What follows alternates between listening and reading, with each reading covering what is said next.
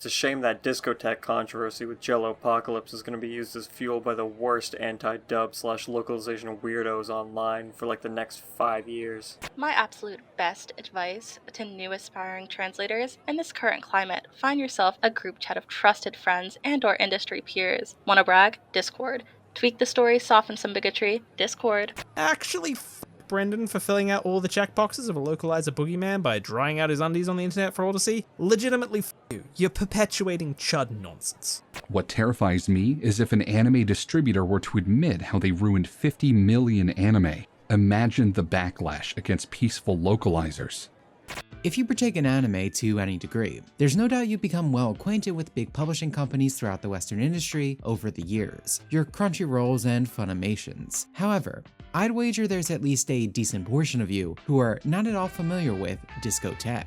They're actually a company that goes all the way back to 2005, where they have been steadily increasing their output since, and over the years, Discotek has gotten a pretty decent reputation for themselves. They're often seen as the underdog compared to the big guys, selling themselves as a small group of truly passionate anime fans bringing you high-quality classic content. At least that's how they like to be seen. However, I've never really liked Discotek for quite a few reasons, which I'd like to go into here, so we can establish this as a pattern within the company and those who run it, not simply existing as an outlier, as many will try to portray this situation as. So let's first look at the business. Despite being seen as the small indie company, they have direct ties to Crunchyroll and many other big names in the industry, money frequently swapping hands, and you'd be forgiven for not thinking much of this, believing it to just be a matter of further licensing out their releases elsewhere, or them making promotional strides. But it's much deeper than that, as when we look at those running the company directly, you'll not only see names with personal connections, but those like producer Justin Savakis, the original owner and periodic contributor to Anime News Network. We talked about ANN a few times in the past, but to be brief, Anime News Network, as their name implies, is an anime coverage site, but they are more often interested in defending censorship and pushing left-wing ideology concepts on the community, even going as far as to lie and mistranslate the words of authors and creatives to make them align with ANN's views. That's no exaggeration either. In a 2021 interview with the Megalobox creator, Anime News Network's translation included the phrase toxic masculinity, which became highly questioned by readers, resulting in much of ANN's staff taking to social media to shoot down these questions. One staff member, Lindsay Loveridge, stated, "I already got some bozos in the comments asking what the actual Japanese term was used, that frag-kun, translated as toxic masculinity. Just asking questions. Maybe try not thinking an entire country of people are politically neutral machines." With Kim Morsi, also known as Frog-kun, following this up, stating the interview was checked by a Japanese speaker on ANN's side, so there was no issue with misrepresenting the creative staff. It was accurate. In a normal situation, readers would be able to double check this themselves, and what I'm about to tell you is also the reason why we haven't gone over the interview yet. Anime News Network decided to not release the original Japanese transcripts for this interview. You had to simply trust their word. This all seemed rather fishy. Even an open feminist was questioning their methodology here, leading to staff having a public meltdown in response to this user, like earlier comments, stating, "No, I'm not going to provide the Japanese text of the interview for you, because you have made up a reason to doubt Kim's professionalism. We shouldn't have to humor your baseless theories." Well, the interview did later release in Japanese, and lo and behold, that is not at all what the author stated. His words more directly translated would be. However, Joe, who has lost his father Nambu, tries to fulfill the role of father himself and ends up hurting his family. This exposes a young man now trapped in the curse of manhood. Where in Anime News Network's version, manhood or masculinity becomes toxic masculinity. This is point blank a bad translation. In Japan, they do have a way to say toxic masculinity, which is yuganai otoko rashisa, and it's used frequently enough in bad think pieces, Wikipedia pages, and what have you. It's legitimate. If this is what he meant, he could have said it, and even if the argument becomes he didn't know this term, well, that's not an argument, as that's still not what he said. Further to this point, there are about a dozen ways to translate his sentence. accurately, without adding a term that comes with very specific political baggage, as commentary on a male's role in society is a timeless discussion that has existed for centuries. In fact, all you had to do was not insert a word that didn't exist. Putting toxic in front was a very clear move to change the meaning. As the words of the author imply social expectations, the burdens one takes as being a man of a household, not gender essentialism. The idea that these concepts are bad in their entirety. Therefore, it becomes obvious why Anime News Network chose to hide the interview, and why many others would question their handling, including people whom you would frequently associate this word usage with, like a feminist. Because from the surrounding context, it was obvious the phrasing was an ill-fitted attempt to push their narrative slyly into the author's words. Now, bringing this back to Discotek, it's not a surprise that the original owner and frequent contributor of the internet's most trusted anime news source, as ANN calls themselves, would be in a high chair position in the company, as their questionable history doesn't just stop at their employees' connections and past. We can even see these same views pop up in previous Discotek releases. Back in 2013, they licensed a release of Cat Ninden Tiande, also known as Samurai Pizza Cats, with the moniker of it being an uncut edition, yet it had multiple instances of censorship throughout it. These removals fit into a few categories. Firstly, anything that can be seen as a gay joke or similarly unprogressive speak was cut, which we will be using in exchange between Wonko and Korn to exemplify. Translating the original, Wonko says this: "Yes, I shall use them." Where Korn responds, "Goodness, Wonko, you say you have a boyfriend? I didn't know you were a homo." The word used here is kare, which can mean boyfriend or he, where if you add the ra on the end, it becomes plural, meaning they. If you were to translate this faithfully, I think it would be easiest to change the wording from "you say you have a boyfriend" to "you say you're going to use them," thus keeping the joke, the intent of the words, which is how translation should be handled. But believe it or not, you don't need to know Japanese to understand what kind of joke is being told regardless. Listen carefully to the audio as I show the Discotek release. 彼らを使います。いや、ワンコの神、彼がいるだなんて、あんたホモだったの？勘違いにも程があります。 The key word here is the same in English. And ignoring the poor grammar here, not only is the joke obviously censored, but Wonko's reaction seems fairly overblown now, in response to being accused of pushing his work on others, especially in a government official position, where you would be doing that anyway. There are several other examples in Disco's subs that don't involve any wordplay either. In episode 53, Karamaru keeps calling Korn a queer fox, which instead becomes Sly Fox, not exactly possessing the same meaning or even really an insult, once again leading to this disconnect. However, let's move on to the second category, which would be anything sexual, with a particular focus on scenarios that come at the expense of a female character. In episode 21, our three heroes are infighting, where Yataru decides to insult Pururun, with him stating, "Who are you calling a loser, you flat chest?" Pururun responding with, "What do you mean flat chest? I dare you to say that again." Both boys now stating flat chest. Now for Discoteks. モテないとはなんだこのペチャパイ。ペチャパイとは何よ。もう一回言ってごらん。ペチャパイ。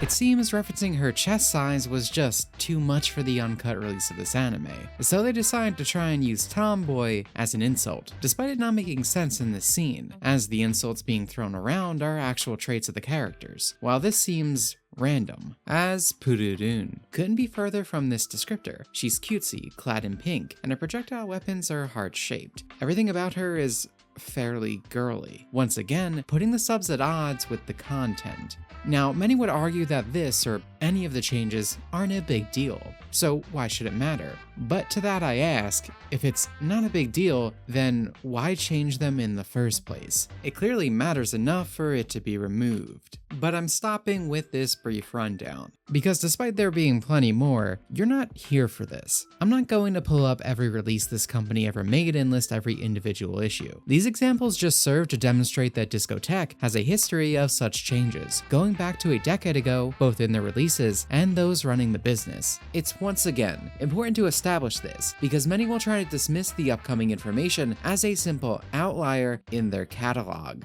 especially because Discotek has gotten such a good reputation. But from my view, it's obvious they've been moving lockstep with the industry as far back as I can see, censoring, adjusting, and changing material to be more in line with the same progressive views, both in subtle and not so subtle ways, where hopefully this section succeeded in establishing that. However, to be clear, this isn't me saying they're lying about being passionate fans. The key thing they try to sell themselves on, their interest, to some extent, is definitely genuine. This company puts in work to bring these old releases to the hands of more people, and that's probably where their reputation was garnered, but I struggle to see that as a good thing, when they are certainly not passionate or respectful enough to not tamper with the original vision when it conflicts with their own. And while there are plenty of their newer releases, I could use to show how their handling of series has only gotten worse over the years. There's no better way than to talk about what you are here for, which is the recent situation that involves the Scatman himself,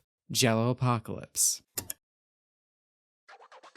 To catch uninformed viewers up, Discotek and their usual collaborator, Sound Cadence Studios, similar to other companies in recent memory, sought to get work done on the cheap with the benefit of perceived promotion, leading them to employ YouTubers into jobs they are not at all qualified for, akin to Yakuza's recent use of Young Yi. That's the kind of strength we're all dreaming of. That's not the world we live in anymore. I think you ought to know that well enough by now. Or Capcom with Aaron Hansen. My soul burns forever. Watch a dual blades master at work. You're gonna regret taking me off! They did employ Moist Critical for a brief role, but more importantly is the previously mentioned Jelloapocalypse. As they did not hand this man a voice role, they gave him the co-writing position on the production, the number 2 on the team. Already, I'm sure you're thinking this sounds awful, and trust me, the end result is literally that in many ways. However, despite it all, I'm going to posit that this might be one of the best things to happen to the localization industry in recent memory, for just how much it has exposed due to Jello's utter incompetence, as well as the gaslighting that followed. So let's take a look.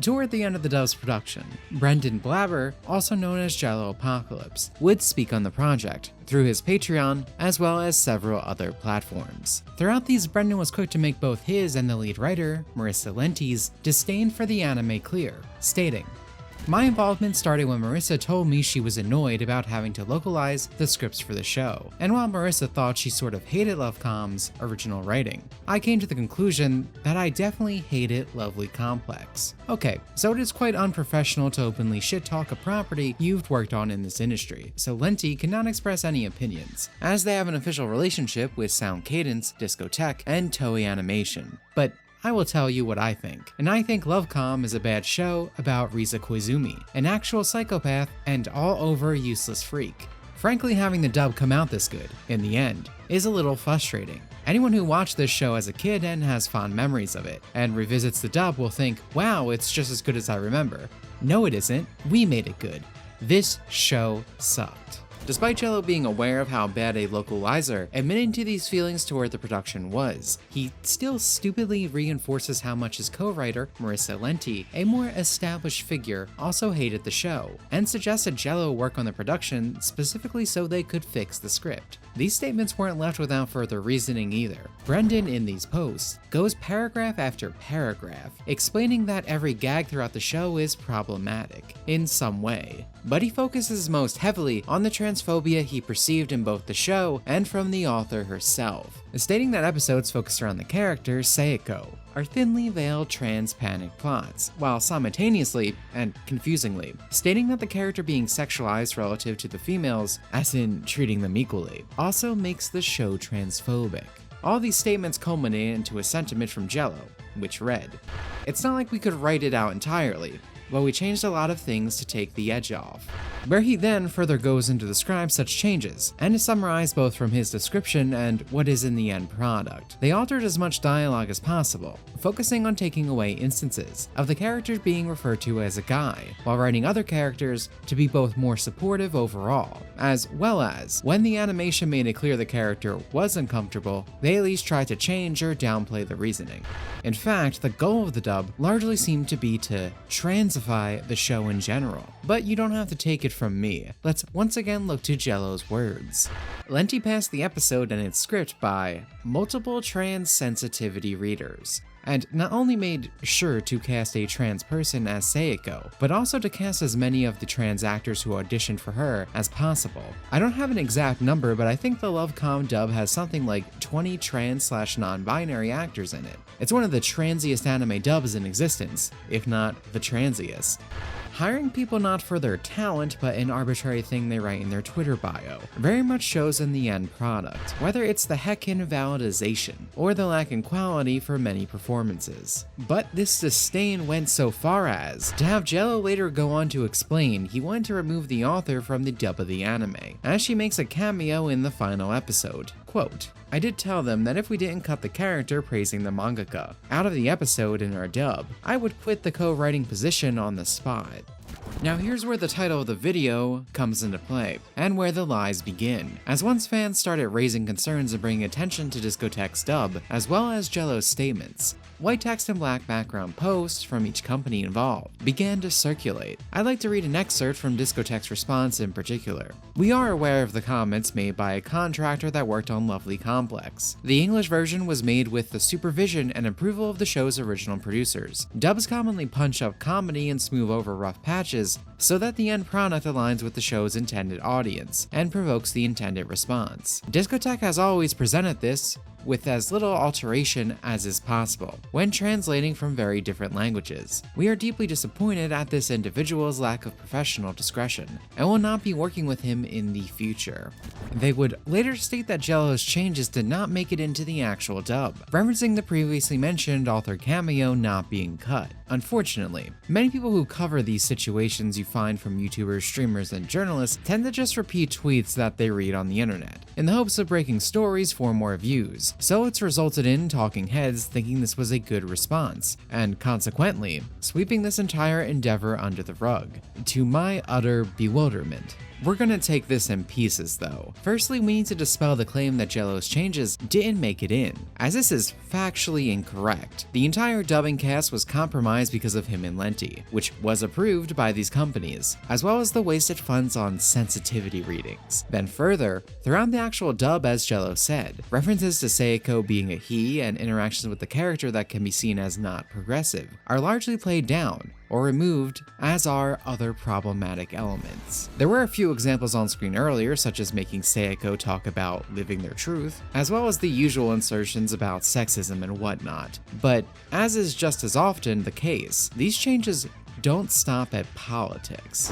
Bounding into comics, Packer Girl did a comprehensive line-by-line comparison between the old sub and new dub, if you want to see absolutely every change. But to once again summarize what you will find in this dub, it's unfunny self-referential humor, where characters break the fourth wall, spouting out how they're in an anime, or talk about the dubbing process. In fact, the vast majority of the dialogue has unfunny jokes inserted into it, or just plainly has their dialogue quirked up to be more wacky, because this is what these localization companies do. Whether it's politically based or not, it's about reinventing the content through their own worldview. Jello made a point that from the start, he was brought on because of the frustration that was already being felt toward the anime script. This was the goal of the company, not a one-man mission. Anytime we talk about localization in recent years, that is not involved at the beginning of production. It's these sneaky changes that don't flat out remove content like an entire scene, but edit the dialogue to make it more progressive, less problematic, or just in general becoming a creative writing prompt for the localizers. And to some extent, they admit that in this response. They state that their dubs fundamentally aim to punch up or soften the script, but contradict themselves by the end, saying they try to make it as faithful as possible. This is double speak. You can't have both. Obviously, dubs result in a product not as close to the original by nature as they are spoken language, but if you're fundamentally admitting to attempting to make things more extreme, or smooth over these once again problematic edges, then you aren't creating a faithful product. We see this justification come up frequently, even with other releases coming out at the moment, such as Unicorn Overlord. And the thing I have to ask is, what does this functionally say? Where the only conclusion I can come to is that the Japanese are boring and can't produce interesting content unless an American comes along and fixes it for them. They need to make it more wordy and wacky. It's genuinely offensive by every metric, to the artist, the art, and even an entire country. These changes often result in mischaracterization, because each character begins to speak with this passive-aggressive, flowery language. It's not that this way of speaking is totally missing from Japanese works though, but that's the point. If a character was meant to speak in such a way, they would. Now oftentimes, in response, defenders try to say, "Sorry, I like the English better. The end." However, that's subjective. I disagree 100% of the time, even more so now that I can experience some works directly, but I don't think it matters what any of us think is better. The argument is that the author's words should be transcribed over faithfully. That's why Discotek says it in their apology, yet contradicts it at other points. Because they know what people want to hear, thus they're sneaky about how they go about changing things. The scene Jello demanded be removed and subsequently that Discotek is using to say they didn't keep any of his changes simply didn't pan out, because it would make what they're aiming to do here obvious to literally everyone, instead of just people who look closer. Unfortunately, they didn't account for just how stupid Brendan was. As to further solidify this point, he admits this sneaky nature that I often aim to prove to you in videos such as these is present in the industry in general, not just Discotek. Quote, "Of note, most anime distributors do tend to ask that you don't advertise changes like making things less transphobic. This is because large swaths of the anime community are racist, sexist, etc., and will descend upon a company's social media page for weeks. TLDR, most anime distributors don't care if you make things nicer, or more gay, or add more representation. They just ask that you don't flaunt the changes or use buzzwords. You're genuinely not allowed to say hot button words like sexism or patriarchy anymore in most Funimation dubs, unless it's already in the subtitles." So there you have it. Not only further proof that fans getting involved to complain about said changes has made the suits put pressure on these people to actually do their job properly, but also that they are attempting to be more subtle about their alterations. And that's what ties this all together. Jellopocalypse is a fall guy, a well-deserved one, but one nonetheless. It's not that he was completely foreign to the industry. He's been employed as a VA in other various roles. That's what allowed him to nepotism his way into this position after all. But by a lot of metrics, he was still an outsider, a new recruit to the club. It was easy to simply put all the blame on him when Discotek was exposed. But these changes weren't hidden. They approved them, encouraged them, as many shows before, and it seemed to only become a problem once we found out. Echoing not only Discotek's statement, but those that I framed the beginning of this video with. None of these localizers, or their defenders, are saying they disagree with Jello's actual opinions or changes. What they are saying is that they're upset about how he gave the Chuds ammo. And they're right. I and many others have been vindicated several times throughout this video, and it's just adding to the pile. However, there's still one last piece of the puzzle here that you are being lied to about, or at least misled in relation to. In Discotek's apology, they mentioned their dubbing changes were approved by the producers in Japan. This is a commonly used talking point to push the narrative that these localizations, that are often criticized, are approved, so therefore you have no right to complain. And this is a tactic that goes all the way back to Ghost Stories. So let's take a moment to dispel some prior notions you might have. You'll find many anime soy tubers and uninformed commentators bring up Ghost Stories as some epic haha dub done because the original anime was so bad it resulted in approval to do whatever they wanted. This is factually incorrect. Looking at the data, such of which that can be found in the Japanese publication Animedia Magazine, Ghost Stories received high ratings, surpassing even Pokemon at the time, where it's still fondly remembered and looked back on to this day by many Japanese natives. The only source for the series' failure is Stephen Foster, the dub's localizer, or more specifically, the ADR director, who even before this show, his catalog was strictly made of content he took heavy liberties altering, much like a certain piece of Jello's goals. And continuing the similarities, he took pride in this, and would openly admit to this being done due to his disinterest in the original content. Ghost Stories has always been an unfunny degradation of someone else's work, no different than anything else we discuss. It was just made at a time when being try-hard edgy was the acceptable culture, as opposed to progressivism. Further, Foster misled his critics to justify this in the same manner as Discotek. As he stated, the distributors were the ones who gave him approval, but that's not anybody on the Japanese side. That's the American company who purchased the rights, which is why you need to always pay special attention to the words used when approval is brought up to justify actions that alter work. Here with Discotek, it was approved by the original producers, yet this still isn't the creators. These are suits at the highest level who don't speak English 90% of the time, so they aren't exactly looking over the changes in any detail. They're relying on the information relayed to them, and that's even if they're concerned about authenticity, which is often not the case. The majority won't give two shits as long as they're told this is for the betterment of sales, which is an easy lie to tell. But you don't need to rely on my word for proof of this. It's been demonstrated recently with Yakuza. As at the release of Infinite Wealth, an article about the game's localization production was released by the Japan Times. Throughout this article, Frank Genti speaks on how American sociopolitics affects their choices in localization, citing the Me Too movement, and how Japanese depictions of female dress are inappropriate these days, as well as references to religion, how they handle LGBT issues, and several other topics, explaining that in years prior, with the games of old, how these concerns would be pushed to the side. But with years upon years of expressing that these things are an issue, they eventually gave in. A statement that Masayoshi Yokoyama, the series producer, echoes later in this piece. Quote, "Many representations which are normal in Japan in the first Like a Dragon games are no longer acceptable today." This statement was a far cry from the series creator, Toshihiro Nagoshi's previous statement, where he said directly, "First and foremost, we think about the Japanese audience, and then we start thinking about Asian audiences. If we start thinking about different audiences, catering to all these different people, it will really lessen the appeal of what we're making here."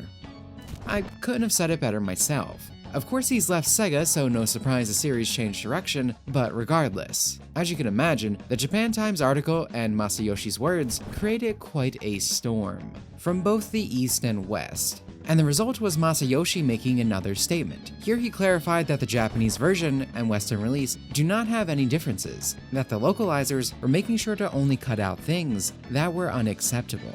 This didn't smooth over anything, as it only confirmed what people were complaining about, but therein lies why this story is important for today's discussion, and every discussion of localization. Not only are we the consumers lied to about the approval of the creators, but those producers, creators, and all other sides of the industry are lied to about our approval. Masayoshi was made to believe that the content would be something no one desired to be in the game, so he misunderstood the issue. I often say localizers try to contort these works into their own worldview, even if they're not as brazen as Jello, but it doesn't stop there at fiction. This clearly shows how they apply it to the real world as well, where their defenders are no stranger to it either. How many times have you seen a post trying to justify progressive localization changes by saying that Japan is actually super woke? So it's okay. Let's ignore the fact that it literally doesn't matter and it's an issue of changing things to begin with, but nevertheless, this statement is still illogical. Why does everything that comes out of this country need to be distorted by these localizers then? Whether it's after the fact or directly at the source, with the reasons given to be transphobia, sexism, bigotry, etc. Of course, that's not me saying Japan is those things in reality. I brought on myself that Japanese works have been far more accepting than any American liberal going decades back. But it's like comparing the political commentary in Metal Gear Solid 2 to a Family Guy cutaway gag about the Orange Man. When representative content was included in works, they were genuine, not meant as appeasement for some group, or because they were told the original content was unacceptable. They existed in the same way all that problematic content did. So to reiterate, just as we're lied to about this supposed wokeness, whether it's the altering of the content to hide the truth or further lies about the people behind it, the creators are misled just as well. Wherein Japanese culture puts a much heavier emphasis on politeness, so it's really no surprise that localizers would try to take advantage of this. With these budgets getting more and more bloated, they present themselves as trying to help these people, help these shows, games, books do better. but all they do is defile and twist these works from the original vision, sanding down every edge till it becomes acceptable strictly to this contorted view of the world that doesn't exist. These are the same desires that Jello built his changes around, and when you look at his concerns, they're identical to the Yakuza article, and every other localization justification. Problematic content, the portrayal of women, and topics relating to gender. Brendan just said it without sugarcoating his words, and that's why he didn't fit into the industry. It wasn't because of his actions, he enacted nothing atypical of what this industry allows, and I hope this video made that clear. Jelloapocalypse, for everything you can say about him, he was honest, and that's what's not allowed in the localization industry.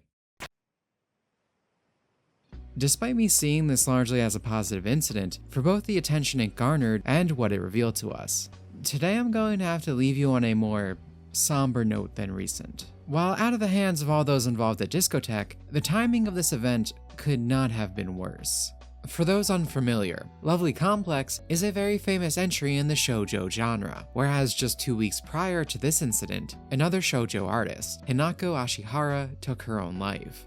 I don't bring this up simply to elicit an emotional response. The reasoning for her death ties directly into today's discussion, as right before her passing, Ashihara protested the TV adaptation of her series Sexy Tanaka-san. Prior, she was promised by the producers that the series would be handled with care and with little change, but this didn't come to pass. She felt immense frustration at the liberties taken with her own creation that she poured her heart into, with the note the police found after she passed further compounding these reasons for why the event took place. Ken Akamatsu, a member of the House of Counselors and author of Love Hina, had this to say on the incident. Something that shouldn't have happened.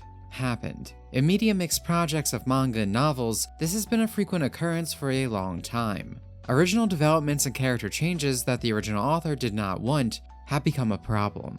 I think it's becoming less common, however. There's still a lack of thoroughness in terms of prior explanations and contracts regarding secondary use. This is a problem for the original author, but the original author also needs a place to go for advice and knowledge, in case they're not satisfied with the explanation beforehand or something happens later that is different from what was promised. Though I don't wish to dismiss the fact that there was certainly more going on with Ashihara that would lead her to commit such an act, it still shines a light on why I care so heavily about these things. This affects people. It's something these creators put their all into.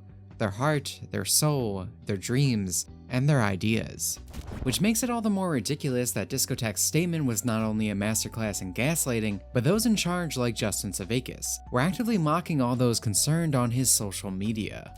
While Ashihara's situation shows it's not just an issue that affects solely localization, it is certainly an issue that plagues this industry more than any other, with the little respect those in it seem to have, whilst trying to hide and deceive others to cover this fact. However, it stands to reason that this industry's deception works on fewer people by the day. The ones looking into these things, contacting authors, and getting these localization companies in hot water is us. That's why I truly have disdain for those enlightened centrist types who go both sides or say you shouldn't be aggressive about these things, calling you cringe for genuinely caring. That's the crux of it for them. They don't actually care. They'll gladly throw these works and the people behind them into the trash if it means making them look better to the social consensus, which is the least important thing in the world if you ask me. But, on that note, it's only those who act who have ever achieved anything, both concerning this topic and the world at large. Just spreading the information, complaining, and contacting companies is all part of that. The Jelloapocalypse situation does not only serve as another glimpse into how truly despicable the industry is behind the facade it presents, but also a glimpse into how people are enacting change in protest. The suits of these companies are restricting localizers' ability to alter others' works of art. And though this has led them to be stinkier in their execution, all that means is we can't be distracted by a few nice words to throw us off the trail, in the same way many were by discotheques. It has reached the point that some Japanese companies themselves are now going as far to even cut out the localization aspect entirely, as I discussed in my last video. So, I thank Jelloapocalypse for his brazen stupidity, because it showed us yet another example of how everyone contributing to these controversies are undeniably bringing about positive change, not only for ourselves to experience these works as intended, but for the very people who create them. Well, thanks for watching, especially to those appearing on screen, whether they be patrons or YouTube members, as their support affords me the time to work on these things. And if you want to help the channel out in the same manner, or by simply leaving a like on the video and subscribing, it all goes a long way, so another thank you to those who choose to do that. Till next time.